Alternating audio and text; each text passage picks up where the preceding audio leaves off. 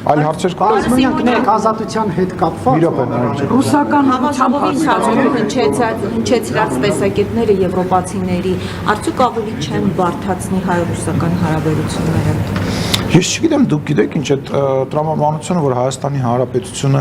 իր շահերը պետքա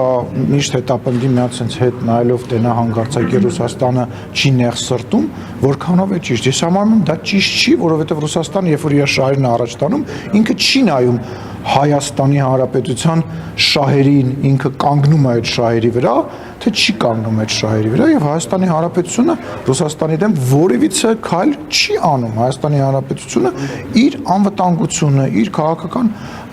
ուղղությունն է ապահովում։ Վերջացրեք, շատ վատ բան է այդ, որ տենց, կարող է ես այս մեկին բարև տամ, ինքը չղայնանա։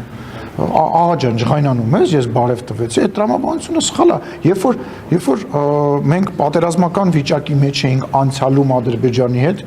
Ռուսաստանը համ զենք էր վաճառում Ադրբեջանին, համ դաշնակցային հարաբերությունների մեջ էր եւ ասում էր, որ մենք անկախ պետություն ենք եւ բոլորի հետ ունենք մեր հարաբերությունները։ Իսկ Հայաստանը պետք է տենց ճորտ լինի,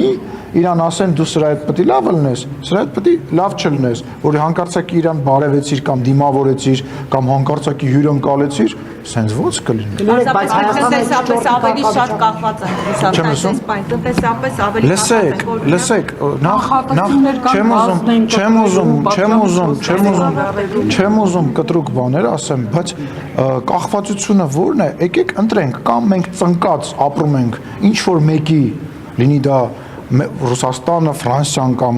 որևիցե մեկ այլ գերտերության սապոգի տակ եւ ձերներս կտրում ենք, ընտրություններ չենք ունենում, ազատ մամուլ չենք ունենում, կամ մենք փորձում ենք առանց որևիցե մեկի հետ պատերազմանելու, թշնամանալու, ինչ-որ մեկի վրա հարձակվելու քաղաքական կամ որևիցե այլ իմաստով, մեր փոքր պետությունը